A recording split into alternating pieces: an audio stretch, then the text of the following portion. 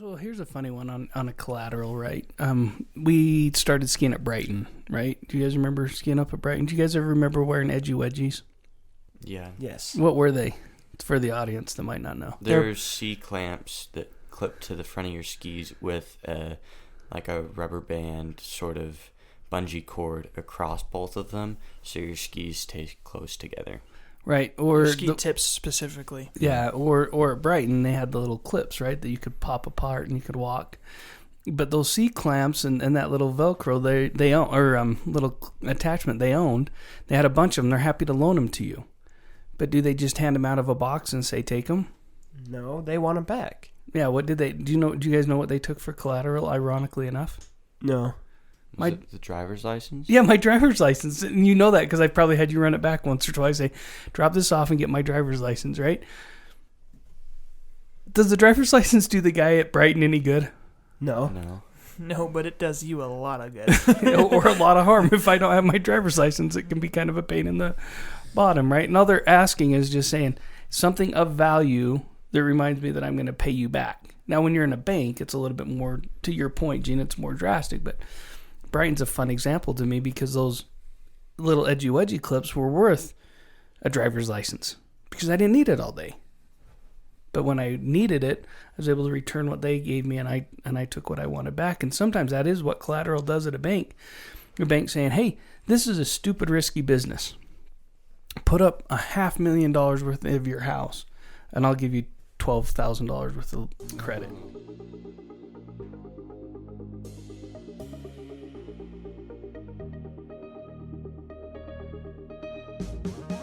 Welcome to Adulting Decrypted, the show where we break down the complex code of common conundrums into logical living, an effort to decrypt the code we call adulting.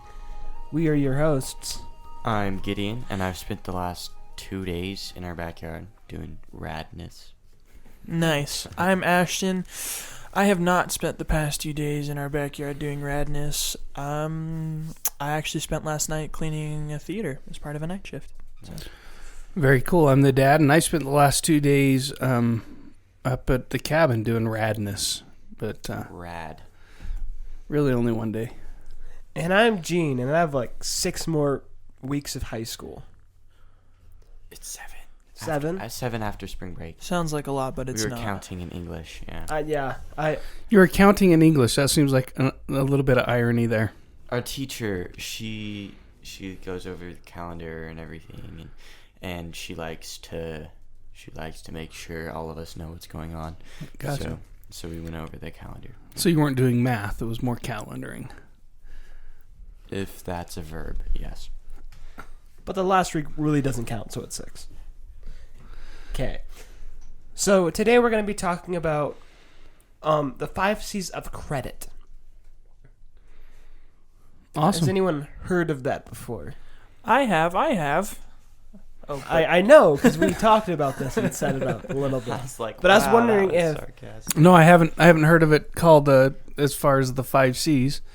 I thought I was pretty familiar with credit. I assume we're talking about financial credit, not like, hey, Yes. here's a credit for doing a good job or something. Yeah, wait, well... Or when college credit. Yeah, there you go. The 5 C's of getting school credit. No, that's not what it is. When Gene and I were talking about it, we were trying to decide if to call it the 5 C's of credit or to blanket over the 5 C's and call it how to get a loan or increase your chances with getting a loan. But so we're talking about that sort of Awesome. credit. They're all intermingled. It's just helping increase your credit score, kind of. So why is credit important to know about? Because don't most of the time you need a good credit score to get loans on cars, houses, etc. Well, not necessarily to get a loan. Well, yes, you need a decent loan, a decent score to get a loan. But if you can raise your credit score, you get a lower interest rate on that loan. So kind of a double-edged sword, right? To be able to get a big enough loan and then to get the right interest rate on a loan. Yeah, because that's a credit score, right? Yes. Cool. Yep. In regards of large purposes, like loans, 5 C's is definitely involved. Okay. So The 5 C's are character, capacity, capital, collateral, and conditions. So we're gonna hit them in order, because they're kind of in order, kind of not. Number 1, this is the biggest chunk, which is character. All the other ones kind of are intermingled, but character is a little bit more different than the rest of them. And character, I would describe, would be your willingness to pay a loan or bill.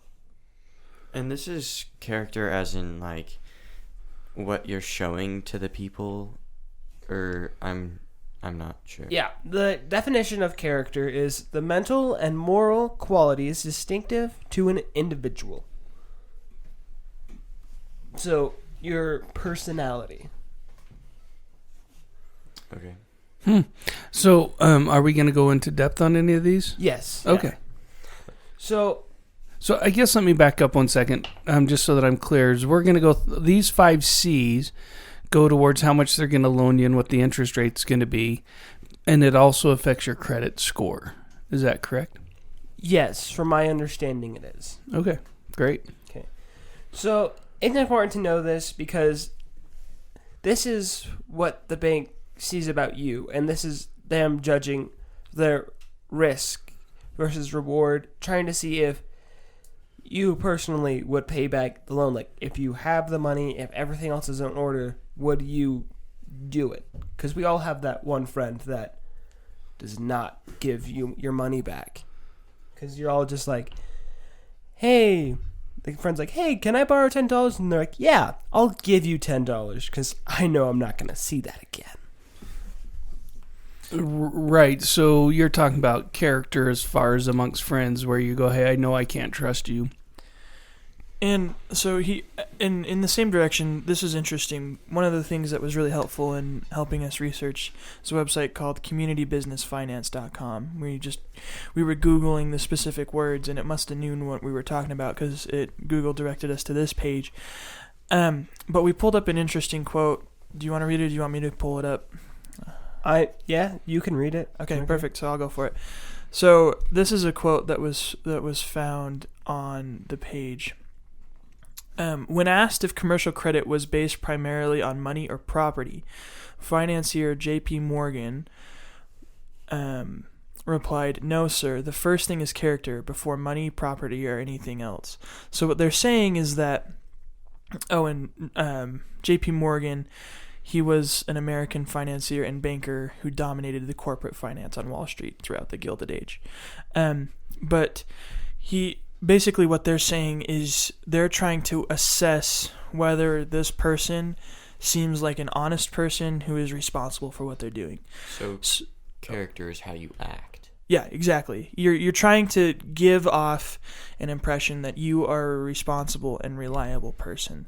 I just didn't know if I had like a double meaning in this situation. Nope. No, it's pretty straightforward actually.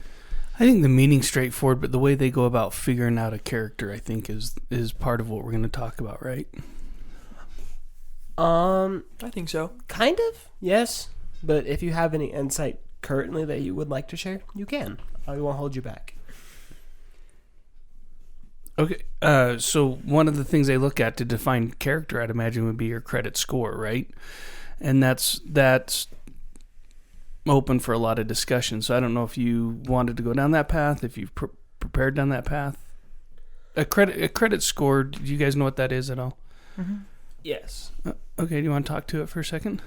A credit score is a combination of percentages of the amount of money you have going, like how in debt you are, how if you're paying the loans, which goes more to the character, time. right? Yeah. Yeah. The second two, the first one, the cash and credit, we're going to cover that in a second, right? The willingness and ability. Yes. But the character pieces of it were exactly what you mentioned. Am I paying on time? Right? Do I have a source of income to pay it? That's part of that character. And do you have a history of it? And that's the biggest problem, I think, that Ashton and Sabrina both came up to when they started looking at a car loan. Ashton, did you have a job when you were looking for your car loan? Yeah. Yes, I did. Yeah, and how long had you been at the company at that point in time? It was less than a year. I mean, Right. I'm still under a year, so Right. So character-wise, they're saying, well, do you work hard? You're like, absolutely. Yeah. Okay, show me your employment history. Well, I can go back 4 years and show you a long term at Water Gardens, right? You stayed Yeah. at one place for your whole high school tenure, but you're still talking 2.5, 3 years, and they're going, okay, cool. What about this 2-year part where you were in a different country and didn't make any money? What? Tell us about that. Right, because that's what that's how they're trying to gauge your character. How do we Right. gauge somebody's character? Well, we know them over time, right? You have certain friends. Would you loan your BMX bike to anybody get in? I think, I don't know. I think I've loaned parts. I know regularly though, while you're at the BMX park too, you like trade with people. They're Yeah. like, "Hey, can I ride your bike?" You're like, "Yeah, if you let me ride your scooter." And they're like, "Okay." And you guys go around, do a couple jumps and turns. And and there's your credit swap, right? So you might not know them very well, but you're like, hey, I've got something of yours, you got something of mine. There's your, but really, if I'm going to loan out my truck or my car, I have to look and go, okay, do I trust this person, right? Do I think I'm going to get it? That kind of the character a lot of times build up over time, but a bank doesn't have that necessarily luxury. Right. And I going with the friends route too. I've had times where I've been working on things with friends and we go, okay, we need to purchase this thing, and they're like, well, we're not able to. And I was like, look, I'll do it right now because I know you guys will get back to me with this one. But at the same time, I've also had people go, hey, I just need, like a small thing, $10, $15 for this. I'll pay you back later. And I was like, look, I'll just give it to you, and I'll tell people that too. Like, it's just a gift. Don't worry about it, because I'm not going to have my heart set on getting something back that I know I'm not going to get back. So yeah. I like what you're saying. So there. from a credit standpoint, they're probably not trustworthy. Right. But as a friend and a gift, you're like, hey, happy to give you something. Right. I'm happy to help out. No worries. I like it. Versus you thinking you loaning them and then anticipating that to come back to you. You don't have that stress. Right. And then starting to cause a rift in a friendship because like they didn't pay me back and it's something so menial. I'm like, hey, where's my money? Got my money? But so it doesn't quite work like that. And I know we talked earlier a little bit about the credit score, the percentages there for your FICO score. 30% of it is composed of the amounts you owe. 10% is what new credit you're accumulating. 15% is your length of credit history. 10% is the different types of credit that you have, and then 35% is your payments history. Oh, really? I didn't know that. So 35% is really the character part of it. Yeah. In this scenario. Yeah, you could put it that way for sure. I didn't know that. That's a great way to put it. Yeah, that's great. And it was funny that you brought up the car too, because that's what I reflected on when you started talking about it, was my car. Because I remember talking to, I think it was the bank, and I said, well, I want to try and do it by myself before you co-signed with me. And I think they gave me a rate that was 10% plus or something. It was crazy high. And you're like, yikes, that's crazy. Here, use my... Because my credit score was incredibly low because I'd never had a loan or anything like that. Yeah, you didn't have that character, nor did you have late payments, good payments. So Right. So out of all that math... Basically, to them, was- I was a stranger. They're Right. like, who is this kid? But then, Dad, you came in and were like, okay, I'll co-sign, and they dropped it right down. They're like, oh, yeah, we like you. So... Yeah, it's a character witness, right? I'm saying, Yeah. hey, this guy's good for his money. If he's not, I got him. Yeah, exactly. I'll give him a gift. Gift of a swift kick in the butt. Okay. And then next C is capacity. And this is your ability to pay off the loan or bill. It's the money you have, like, what percentage was it of the credit score again? The FICO score? Of your history or the amount you owe? Which one? The ability to pay the money. Which is that part of it? I think it's not really, because the credit score is more like what they see presently. They don't really see your income, your cash flow. Fair enough. Well, I mean, but No, they do you're check right. they do check your job. But they look at that as part of the loan, not as a credit score. So Right, to your yeah. point, Gene, this one is the bank. Before they want to check your credit score, they say, how much do you earn? how many loans do you have, right? Who do you owe money to? And then they say what's left over, and then they do the math and say what's your capacity. Does that make sense? So I think Ashton's right. It's not part of your credit score, but it's really part of, can you take on this new obligation? Yeah. Because sometimes we overestimate how much we can really afford. Do you think that's true? Yeah. I drive down the street, see a brand new truck, I get excited about it. But if I bought a brand new truck, a brand new four-wheeler, brand new, all of a sudden all these payments, you're like, oh, I've still got like 5% left over. And they say, yeah, but you haven't budgeted for food or clothes or medical or taxes. So therefore, you're really in the debt by $4,000 or $5,000 a month, not positive for. So the bank does that as far as what's your capacity to pay. So it's part of your job, but what else?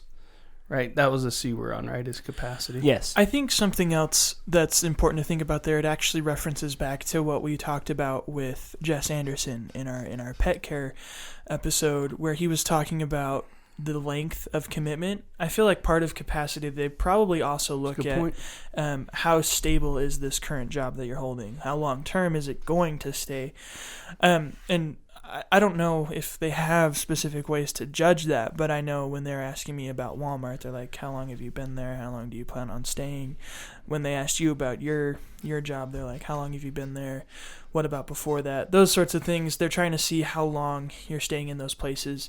So not only do you have the capacity to buy these 4 vehicles that Dad just bought as he's driving down the street. I was pretty excited. It was a good day. The impulses were strong. But then they're also looking down the road. How long down the road can you keep this up? Right, and one of the questions I ask when you go in for a home loan is, and I don't know, I probably on other long-term loans as well, is to your point, is how long have you been there?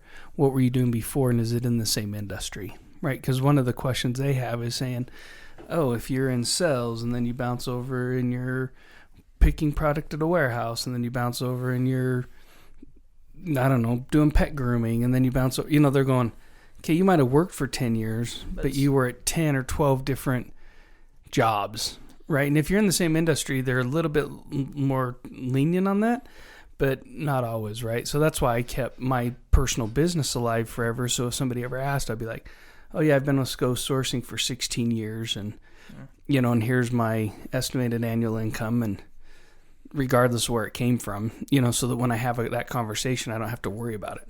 Right. Does it that builds make on sense? that character, and then it also maintains the stability, which then shows them the capacity. You got it, bud. Yep. Sorry, Gino. And just so we're clear, I didn't go into debt buying 4 different cars ever. Yeah. That was a hypothetical situation. Correct. The one I did want to add one last thing. Like I said, the website that we pulled some of this information from, Community Business Finance, they're purely from a business perspective, and I think it's interesting to note here, when they talk about capacity, banks, when they're giving you a loan for the business, they are looking also, as part of this capacity, at your business plan. Like, what's your plan to be able to continue making money to pay for the business? Good point. Thank you. And so I feel like that can help us kind of also gain the perspective of what it means for us personally.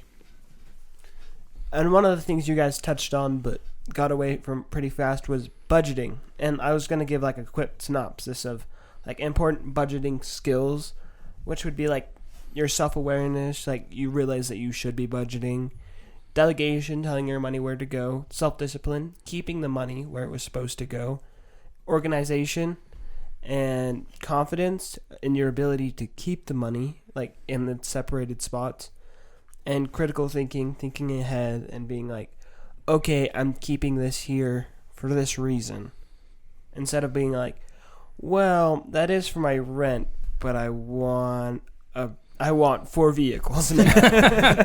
Daddy needs a new pair of shoes. Daddy needs a new pair of shoes. No, you're right. It's a good call out. I like that you actually have the discipline to know where your money goes. Because I think, Ashton, you and I had a conversation about that less than a week ago. Yeah. And maybe you don't want to share that, but we can talk about it. So the question, I'm assuming you're talking about the car loan. Yeah. So I guess we've already talked about it. Might as well keep using it. So it's tax season. Just finished filing my taxes and figured out the tax refund comes close to what I need to pay off the rest of my car. And so the question was, should I just take that lump sum and go goodbye car payments, knowing that in the future it would be nice to have that extra $100 or so a month off my to-do list, or to not do that, save and kind of just keep building up my savings. I can't think of a better word. Right, and that was the conversation, right? Just saying, am I disciplined enough if I get that cash to keep it for just that purpose? Because there's a whole bunch of other emotional conversation that we had around it, but the whole point I was trying to point out is that Ashton goes, okay, am I disciplined enough to keep it, right? So when I paid off my house, I didn't pay it off all at one, or I didn't pay it off all at one time, nor did I pay it off extra every month like most people do. I chunked money, and then I paid it off in sections once I felt like, hey, I know my income will be good for the next 6 months. I'm going to use that chunk of income right now to pay down the house. Yeah. And so that discipline, I think, is huge. And that's why we had the conversation of saying, if you're disciplined enough, I'd say keep some of it, maybe pay down some of it, but keep some of it, so that, because you're trying to go to college and all those other things are much more important than a stupid car, right?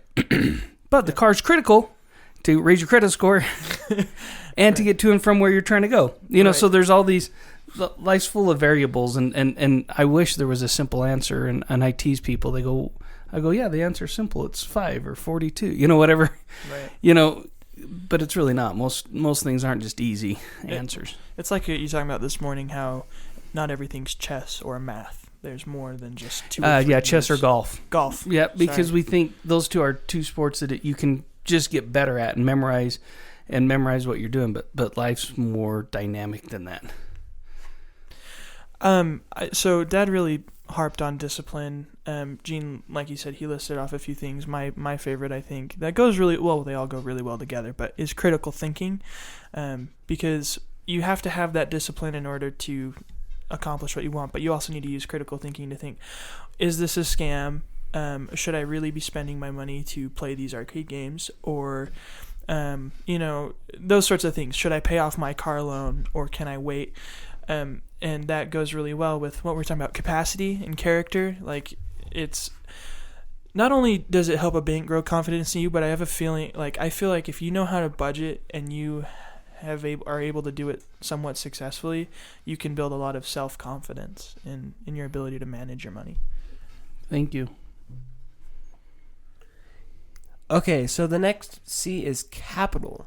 And that's your net worth. That's not only your income, but also the expenses that you have to pay. So, say you have a ton of loans you're already trying to pay off. A bank's going to be like, you know what? We'll give you a higher interest rate for this loan because we might not get it back because there's several other loans you're trying to still pay off. We had somebody come over and talk to us about finances the other day, and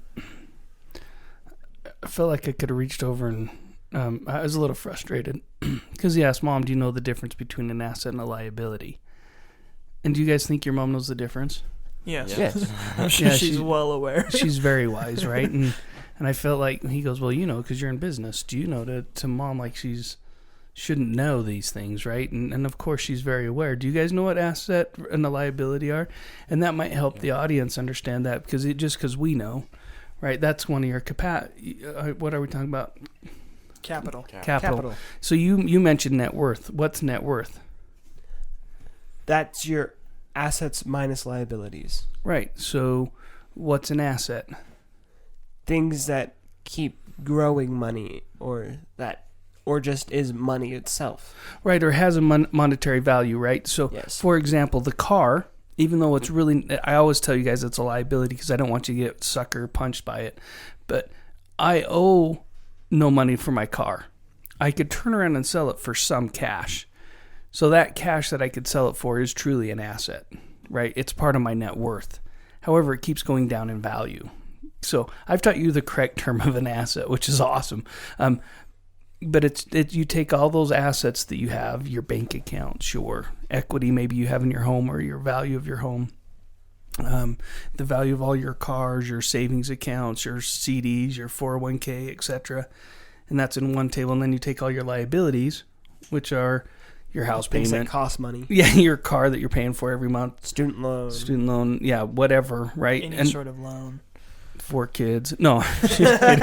I'm just kidding. No, You guys you're are in not. both columns. It's kind of ironic. Yeah. More so on the asset. Let's be honest. You guys are super important to me. But you take that and you do the math, and they say, hey, that's your net worth. One thing I want to make sure that we're clear around this table is don't ever confuse your net worth with your personal worth. Right? It goes back to what you're saying, Ash, and you're like, look, on the scorecard of life right now, I'm not doing super awesome financially. You're doing better than most, right? But you're going, I'm down here on my net worth. But your personal worth, which is where you build your character and what you're talking about, you're super high, right? And so, because you're absolutely right, if you're more disciplined, you have more confidence and you become better and you become stronger. When you lack the confidence is when you're in that struggling circle. So anyways, thank you. Took you down a weird path. I apologize. I think that was fine. perfect. Dad, you mentioned a lot of different things that I think are important to talk about, because I know for me, when I've heard them before, my brain just shuts off. But one of the things that you did mention that I now know about, because we've talked about it, is equity. And so I just wanted to define that real quick, because I think it goes really well into capital. It's pretty much the same exact thing, but equity equals what something's worth minus what you owe. And so the way that, Dad, you were telling me about it, you buy a car for $6,000, then you have payments that are about $100 a month, but the car depreciates in value by $100 a month, for simplicity's sake. I like it. But if you pay it off faster, then the car becomes worth more than you owe. Therefore, you have positive equity. If you're going behind on payments, you now owe more than the car is worth. You have negative equity. And so that capital, the equity feeds into the capital, which also shows the bank, can you pay something off? A lot of times, and when you're reversing that, people say they're upside down on a car. Have you ever heard somebody say that? Yeah. Yeah. That makes sense. Yeah, so they're upside down because they're saying, oh, my loan value is X, but my value of car is X minus whatever it is, 5 months, 12 months, so they're upside down on a car. And I'd like to say some people are probably upside down on their education. No, just going to your student loan example, but Yep. I say that in jest. I think all education is critical. All learning is critical, and that's why we started the podcast, because we're learning. So awesome. True. Yeah, and the website talked about how businesses also have to show that they're bringing in more cash than that they are spending out, whether that be on like their products or Yeah, cash hiring flow. people. Yeah, cash is king. Accounting 101. And they say, hey, if you don't have the cash to pay all your liabilities, then they're not going to loan you money, right? Just like a person, if you don't have the cash, they're going to say, hey, that's awesome that you have all this net worth, but you can't access any of it. If it's all tied up in long-term investments, they're going to say, probably not going to loan you the money, right? I know people who've gone broke, absolutely. They lost it all because they had $1 million worth of real estate, but they couldn't access the money. They couldn't find a seller in the market. The market tanked. Even though that property's still worth $1 million, they couldn't meet the monthly payment. They didn't have the cash. So all of a sudden they have to declare bankruptcy. Do you know what I mean? And lose that equity that they had in that property because they couldn't access it. So, that's more of a drastic business example, but still. The fourth C is called collateral. And that's the reason why you would pay it back. Like, going back to Gideon's Park example, we're like, hey, if you ride my bike, let me ride your bike, so that you guys know you guys will trade back bikes, because you're like, I could steal this bike, but I kind of want my bike back as well, or scooter, or whatever it is. Does that make sense to you, Gideon, or is that a little weird? It makes sense. Most of the time, I don't know if this goes with the, collateral? Yep. I don't know if this goes with the collateral example, but when you're trading, a lot of the times, what you have in my situation is worth more than what you're trading for. I don't know if that has something to do with that as well, or if it fall apart.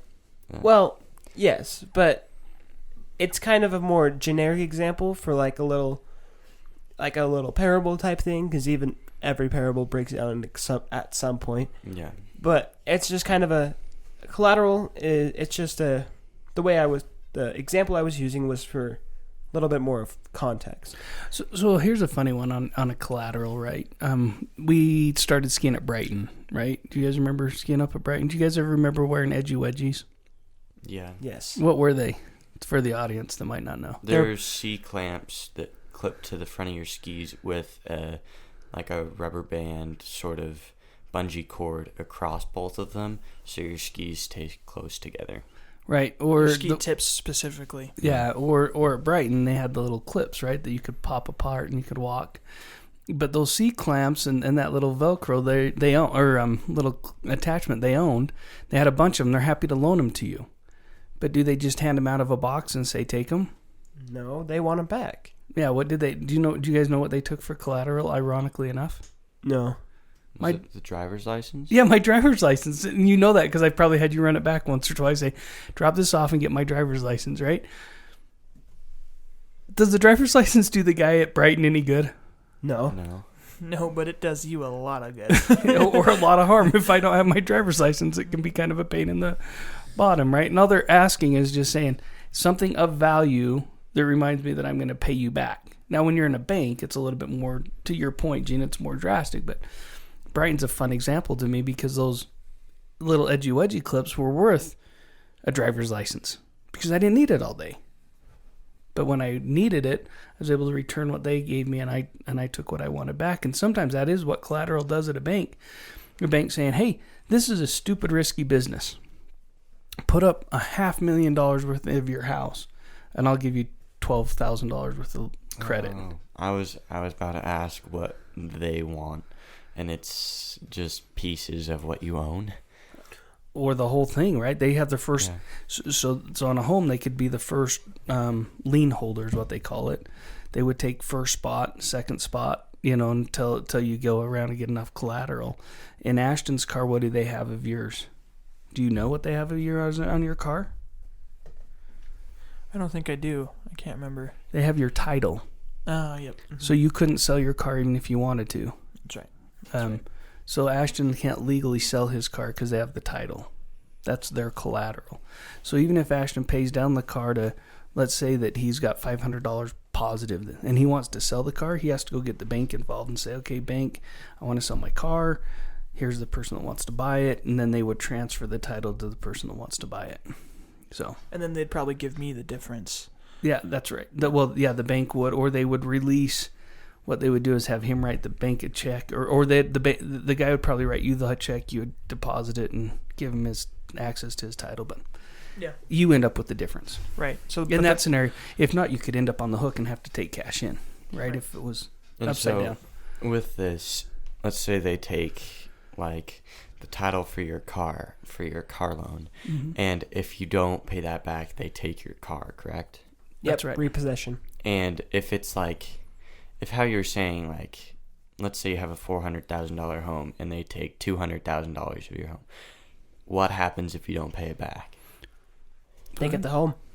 Even though there was only half of it? And then whatever they sold it for, you'd get the difference. To Ashton's same example, Okay. but they would minus out all their fees, expenses, and stuff. You'd be better off getting, honestly, to see if you could sell the home.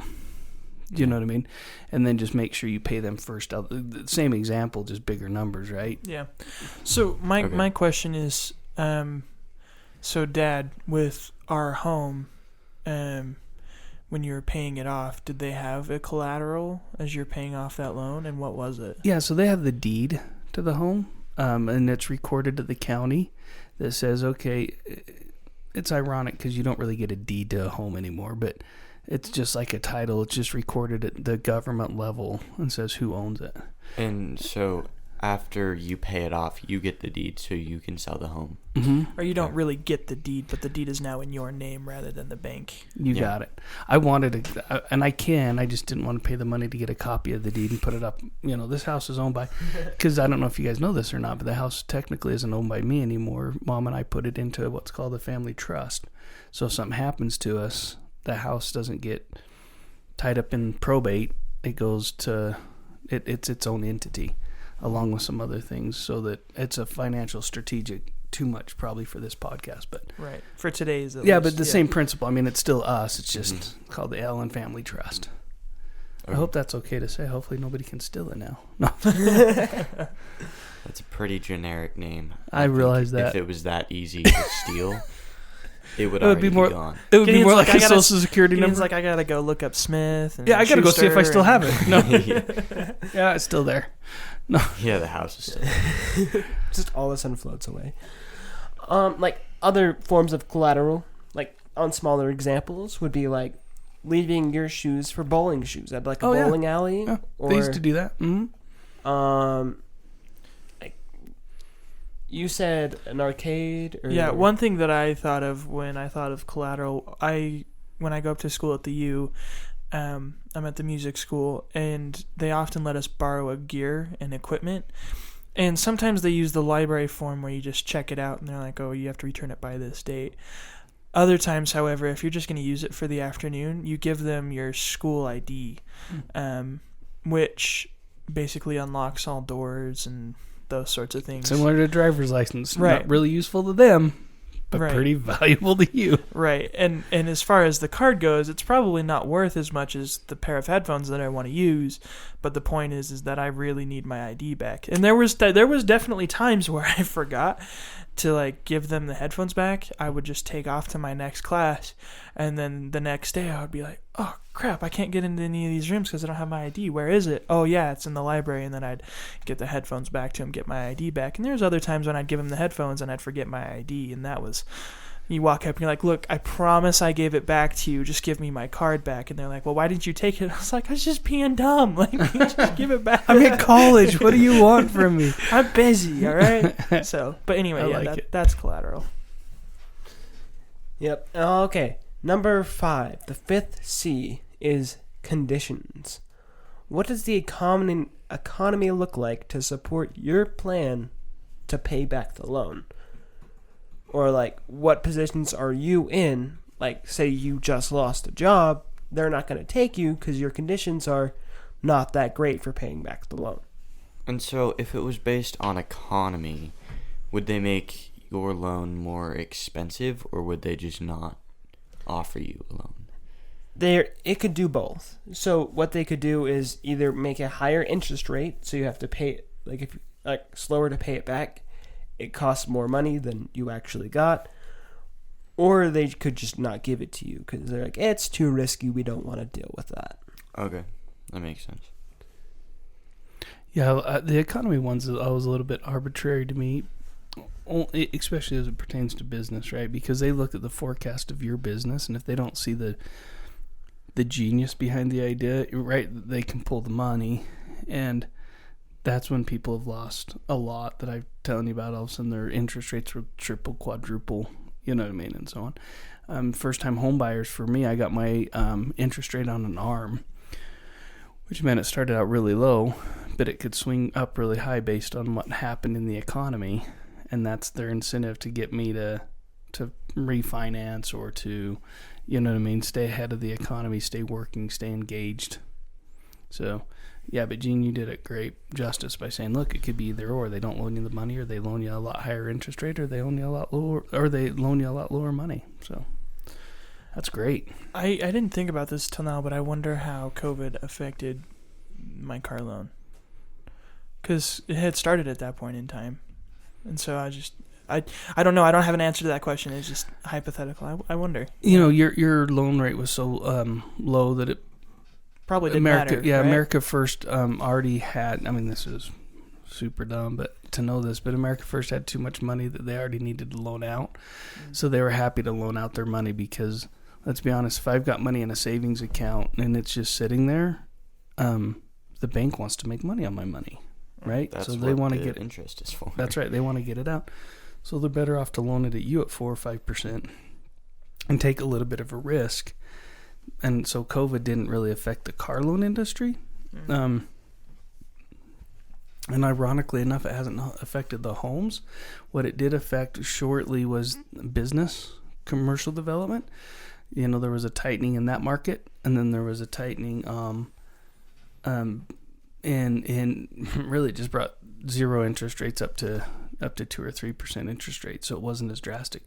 What I'm afraid of is going to happen, Ashton, if we're not careful, is you're going to watch the economy kind of morph and change as we put all the stimulus money into it and some of these weird things, and so it will be credit rates will go up in order to stave off inflation, which has less to do with what we can affect and control. So that's why the first 5 or 4 principles are going to be more important than the last one, because that's so out of your realm, right, of control. That you're like, let me focus on these. So Yeah, and like we said, we pulled some of these from a business standpoint, which would make sense because in a business, well, when you're getting a car loan, you're probably working a job, and you're not trying to say this car will make me money because you're just trying to get a car. Whereas businesses are trying to get loans for their equipment, their housing, all those sorts of other things to succeed as businesses. And like, my business will make me money because, and I think the economy would probably become more of a factor there. totally agree. But also looking at what you talked about when we started, and I apologize, FICO, what it was, your credit score. Mm-hmm. You said it pertained to 4 or 5 different chunks, right? Yep, 5. 5 different areas. Ironically, they tied out to 5 as well. So I think there's a lot of correlation to just what you were saying is they are going to look at it and go, oh, Ashton, you're self-employed. Probably not going to loan you the money with the economy going the way it is, right? Oh, Gideon, you're self-employed. The economy's doing well. You're out mowing lawns. We think there's going to be more need to it. We're going to risk and loan you a little bit more. But we might charge you more interest rate than we're going to charge Gene, who has a standard job for 15 years doing computer programming. That's, you know what I mean? Oh, computers aren't a fad. Sorry, random. Go ahead. One story we saw was, as the economic depression deepened in the early 30s, and as a farmer had less and less money to spend in town, banks began to fail at an alarming rate. During the 20s, there was an average of 70 banks. Okay, sorry for some background. This is during the Great Depression in like the 1930s, 1920s. During the 20s, there was an average of 70 banks failing each year nationally. After the crash during the first 10 months of 1930, 744 banks failed, 10 times as many. In all, 9,000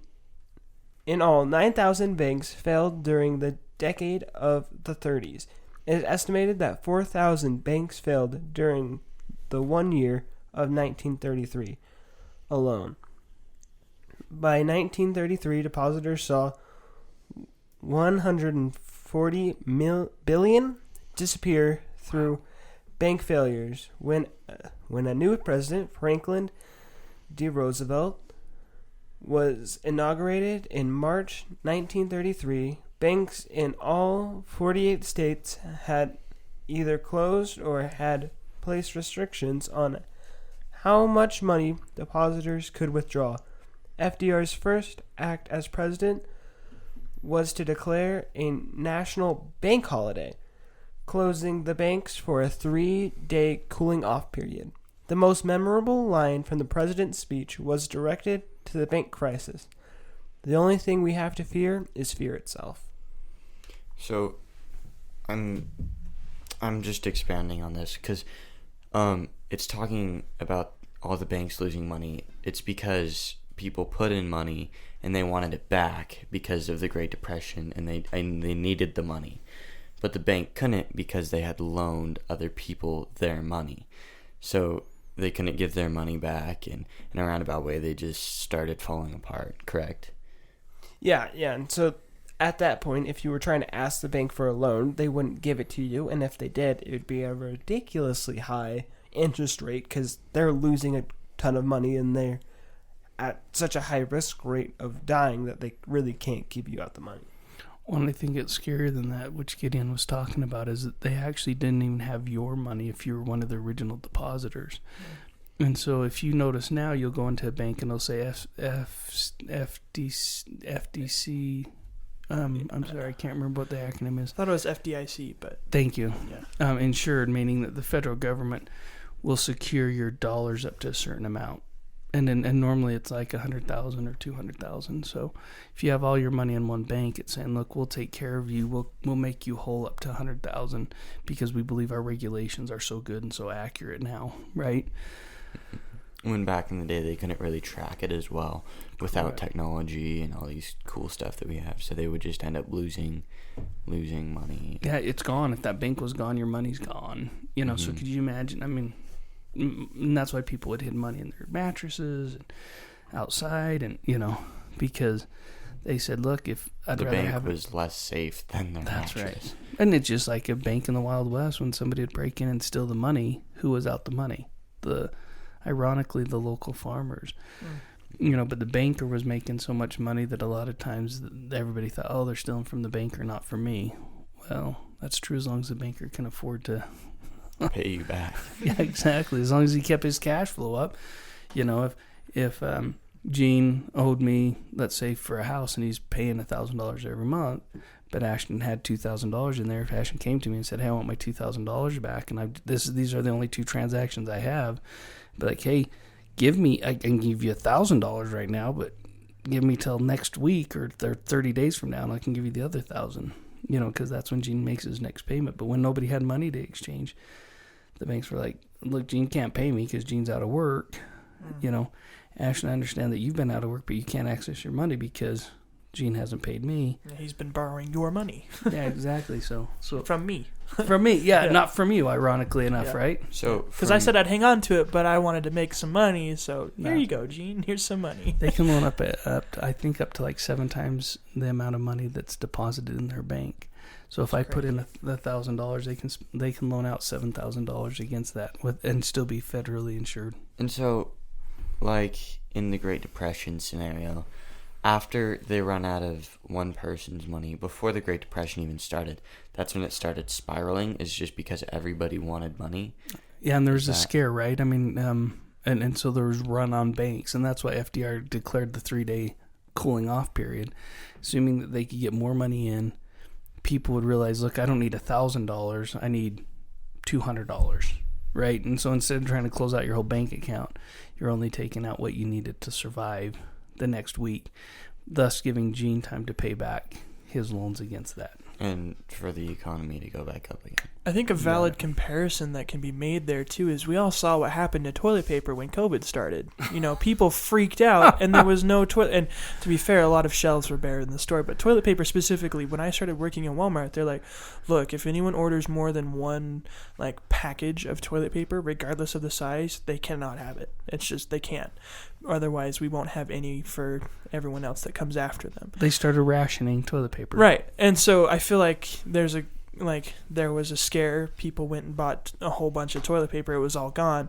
I feel like it's a very valid comparison between that and the banks, because people, they probably started hearing rumors before anything started going wrong, and people went in and started just withdrawing major amounts of money. The banks weren't prepared with all their loans, so they started losing, and then basically Roosevelt just went, put a break in between everything. Well, and what's ironic, Ashton, is what people went out and thought was an emergency, right? As toilet paper being an emergency. When you come to find out that maybe it was antibacterial soap, or it was really Hand sanitizer. Yeah, was stuff gone that for a stuff long that time, could too. really stop the spread of it. COVID didn't give people necessarily the runs, but there was a run on toilet paper. So it, to your point, it doesn't really correlate. Logic. But the human concept, the human element behind it's the same. That's my point. People reacted the same That's way. my point, is that there's no logic behind the human, right? There was a rumor. Somebody heard it. Somebody said, hey, Walmart's going to run out of toilet paper. So in our haste, everybody runs to Walmart, and guess what happens? Walmart runs out of toilet Yeah, we effectively... self-fulfilling prophecy. Yeah, and I love that you use that example, Ashton, because that's so fresh on everybody's mind, and that's a great example of really what happened. Was there a shortage of toilet paper? Truly. The supply and demand didn't really change. The supply went down, but the demand didn't go up. The supply stayed the same. Demand just went out of control, but consumption didn't change. That's where the irony is. If the consumption would have changed, for example, what consumption did change? Masks consumption changed. Masks, hand Right. soap. those Yeah, sorts of real things. stuff that we needed, masks changed.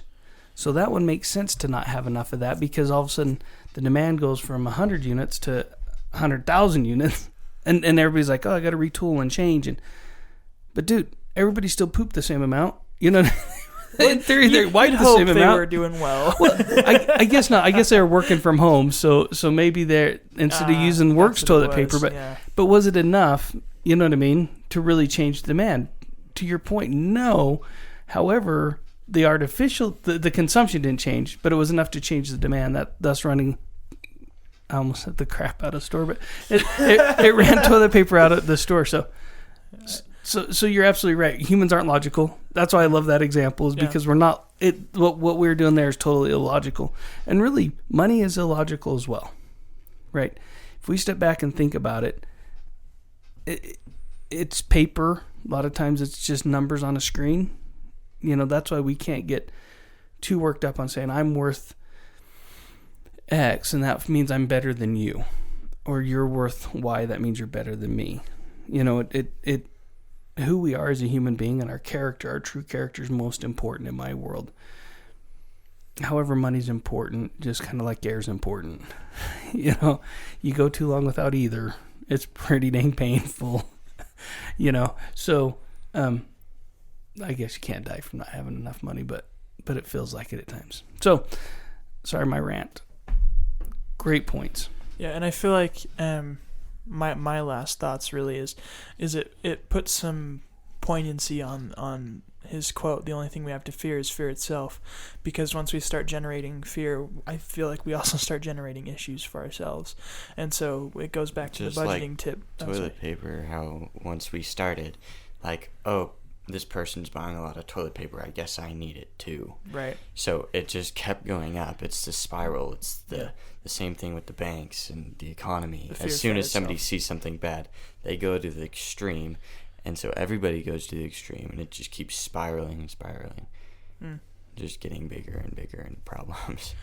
Yeah, it's a pretty common trend. I mean, we watched it happen with GameStop too.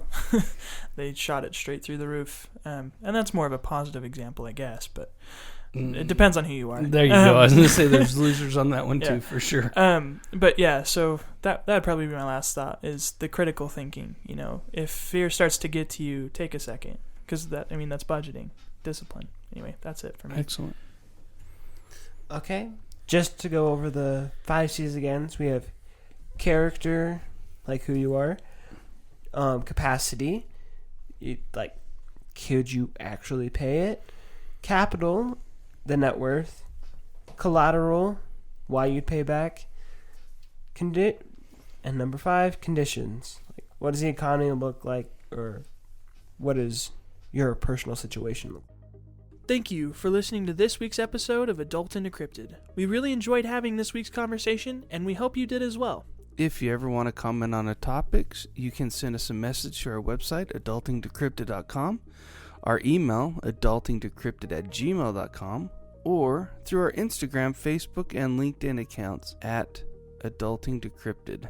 If you have any topics for the show that you would like us to talk about, or if you are a parent and want us to talk about something your kids should know, send us a message on any of the accounts mentioned. If you would like to be a guest or have an idea for someone you think we should have on our show, feel free to send us an email detailing your thoughts to adultingdecrypted@gmail.com. Adulting is teamwork. We have merch. If you want to show off your Adulting Decrypted pride, check out our website, adultingdecrypted.com, or our partner website with shop.spreadshirt.com/adulting-decrypted. Lastly, if you enjoyed the show, please consider supporting us on our Patreon at Adulting Decrypted.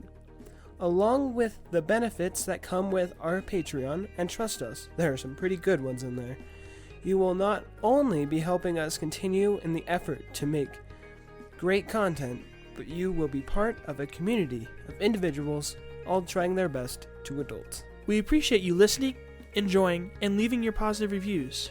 Now, the special song from Gene and Gideon.